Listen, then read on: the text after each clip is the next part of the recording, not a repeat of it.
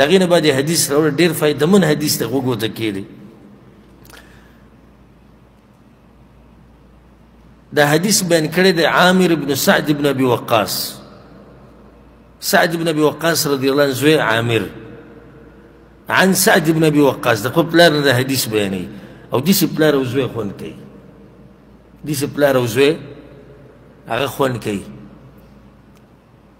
د مخکې ورځو کې یو عالم خبره کوله چې یو عربی عالم دی او د هغه نه موږ خبر شوي چې هغه 4 ودونه کړي دي نو هغه د صحیح بخاري هغه 4 ونه ښځې ته زده کوي نو هغوی له ځان له یو مجلس او وخت یې ښودی په هغې کې د صحیح بخاري دا ښځې ته زده کوي هغوی غواړي چې موږ ته د نه اجازه او سند والو چې د خپل سند امام بخاري ته ورسوو هغه ورته وایي چې هسې دله اجازه نه درکوم چې څو پورې بخاري پوره ویلی نه اوس دا هم ښځه خاوند دي او زمونږ ښځې دي او صرف زمونږ ښځې نه بیا یو زمونږ خاوندان دي چې غریب په خپله دین نه نه خبر دی به ښځې د څه دین وښایي عقیده ورته نه ده معلوم پیغمبر نه پېژني خپل عمل نشتي بیا به ښځې ته څه ووایي او د ښځې چې بیا داسې حالي چې سحر ماښام د هغې په غیبتونو کې د هغې په بېدینۍ کې هغه په میکپونو کې او هغه په کپړو کې دا به څه د خاوند سره علمي مجلس وکړي او دا پلار او زوی دي زوی وایي ما دا حدیث اورېدلی چا نه خپل پلار نه هغه وایي ان رسول الله صلی الله علیه وسلم اعطا رهطا وسعد جالس د پیغمبر صلی الله علیه وسلم سره څه کسان نه خوا کې ناستو پیغمبر صلی الله علیه وسلم بعضو له مال ورکو مال بعضو کسانو له ورکو په دې مجلس کې او سعد رضی الله عنه په دې مجلس کې ناستو څوک چې دا واقعه بیانوي سعد بن ابي وقاص رضی الله عنه فترك رسول الله صلى الله عليه وسلم رجلا هو اعجبهم الي وی پیغمبر صلی الله علیه وسلم یو کس پکې پرېښودو چې سعد رضی الله عنه وی په دې ټولو کې راته ښه مسلمان دغه ښکارېدو خو پیغمبر هغه ښه سړی څه کو هغه یې پرېښود هغه له سمال ورنه کو نو وی چې ما ورته ووایي چې یا رسول الله ما لك عن فلان یا رسول الله د پلاني نه ولې واوړېدی فوالله اني لاراه مؤمنا دا سړی خو ماته مؤمن ښکاري پیغمبر ورته او مسلما وی مؤمن دته ښکاري که مسلمان دته ښکاري غلی شو فسکتت قلیلا وی زه غلی شو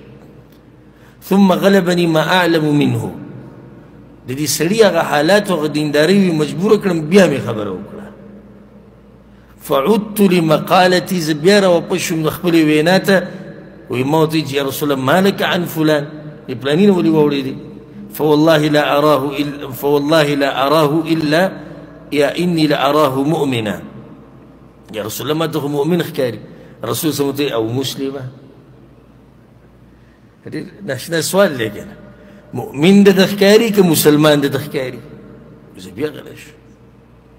فسکتت قلیلا ثم غلبني ما أعلم منه بیا د دې سړي هغه دینداري را باندې غالبه شوه خبره مې بیا وکړه مسلمانانو د زړونه څنګه یو بل ته پاک وو دی اوس په دې حرص کې دی چې دته د دې مال نه څه میلاو شي خپله خبره نه کوي ګورئ خپله نه ده کړې چې یا رسول الله مال دې سره نه کړو یا رسول الله دا خو ډېر ښه سړی دی داسې زړونه و د هغوی فعدت لمقالتي ما ورته بیا خبره وکړه چې یا رسول الله لا اراه اني لا اراه مؤمنا دا سړی ماته مؤمن ښکاري هغه ماته وایي چې او مسلمه مؤمن که مسلمان وی بیا ما ته ووایي یا سعد ای سعده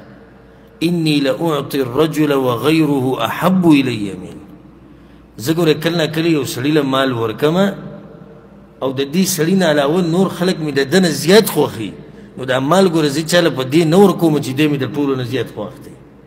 ته مه خفه کېږه نکه ستا زړه کې دا راغلي چې د پیغمبر به دا سړی نه یې خوښ نو دا مال ورکول ګوره دې دلیل نه دی چې زما د دې سړي سره ټول نه زیات محبت دی خو بیا ولې ورکوې دغه خلکو له مال چې د هغوی نه زیات نور خلک شتي چې ستا خوښ دي نو وایي چې خشیة ان